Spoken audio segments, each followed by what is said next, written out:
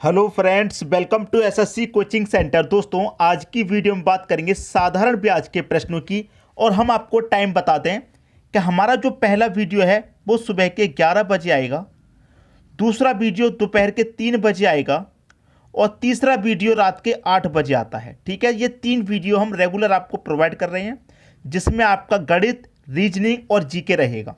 ठीक है, तो टाइमिंग नोट कर लीजिए। ये टाइमिंग इसीलिए बनाई गई है क्योंकि एग्ज़ाम चल रहे हैं और आप लोग बहुत मेहनत कर रहे हैं तैयारी के लिए, और हमसे जितना हो पा रहा है उतनी मदद हम आपके लिए कर रहे हैं। जितना हो सकेगा ज़्यादा से ज़्यादा वीडियो हम आपके लिए प्रोवाइड कराएंगे, एग्ज़ाम से रिलेटेड क्वेश्चन कराएंगे। ठीक है, तो टाइमिंग आपको नोट कर लीजिए ताकि इसी समय पर आपको वीडियो मिलेगी, आप तुरंत ज्वाइन कर लीजिएगा। तो यहाँ पर स्टार्ट करते हैं। पहला प्रश्न है, यदि 10 साल में 800 रुपये 1200 रुपये के बराबर हैं तो प्रति वर्ष साधारण ब्याज की दर कितनी है।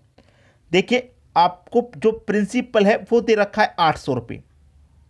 भाई 800 रुपये प्रिंसिपल है, हमारा प्रिंसिपल 800 से कितना हो जा रहा है, अमाउंट 1200 हो जा रहा है। सीधी सीधी बात है, हमारा 10 साल में 800 रुपये 1200 हो गए। कितने समय में हो गए भाई, 10 साल में हो गए। सीधा सीधा दे रखा है 800 रुपये कितने हो गए, 1200। 800 से 1200 होने पर हमें कितना ब्याज मिला, 400 रुपये का हमको ब्याज मिला। कितने साल में मिला ये 400 रुपये हमको, 10 साल में ब्याज। हमने 800 रुपये जमा किए 10 साल के लिए, 1200 मिल गए। तो 800 रुपये से 1200 मिले तो इसका मतलब 400 रुपये ब्याज का मिला 10 साल में। और साधारण ब्याज का जो फॉर्मूला होता है आपको जानते ही अच्छे से, SI बराबर PRT पूरे का पटा दोस्तों कितना, 100। साधारण ब्याज कितना है, सिंपल इंटरेस्ट हमारा साधारण ब्याज 400 है तो 400 ले लेंगे। प्रिंसिपल 800 है, 800 ले लीजिए। रेट आपको निकालना है, टाइम दे रखा है 10 साल का, बटे में कितना, 100।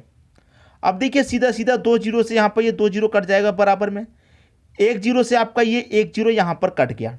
ठीक है, अब देखिए यहाँ पर मैं इसे कटाऊंगा, ये कटेगा दोस्तों आपका सीधा सीधा, मैं इसे कटाऊंगा तो 4 से 8 कट जाएगा 2 बार में।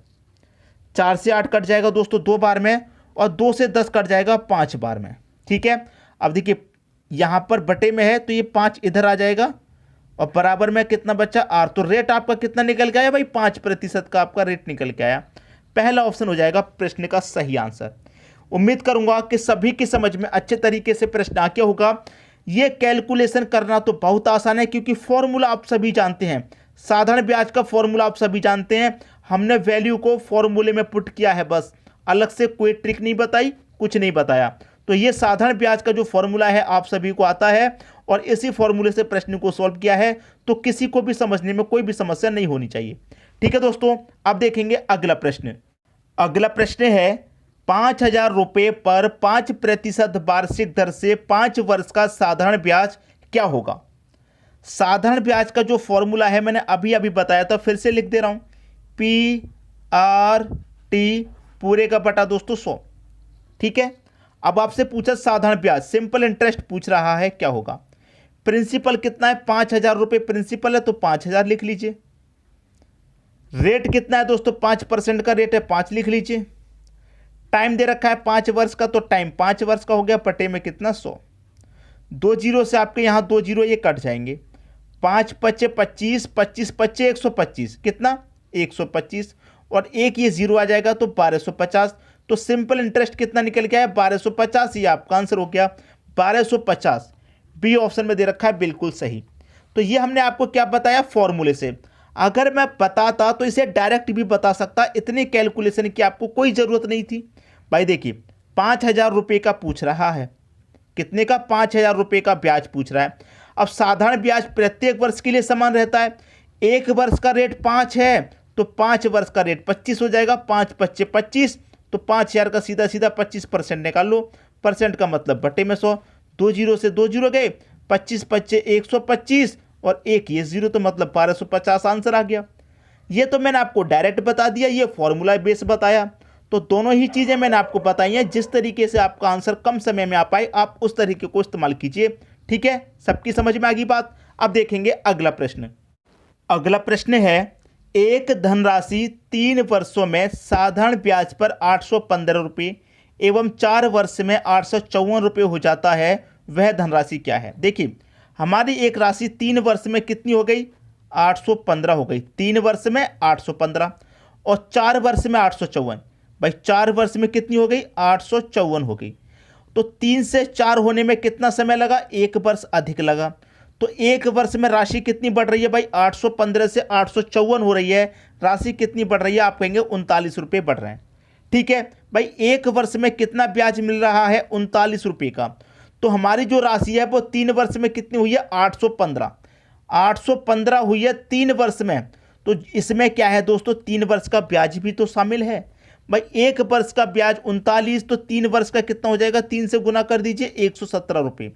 तो इसका मतलब 3 वर्ष में ये राशि हमारी 815 हुई थी।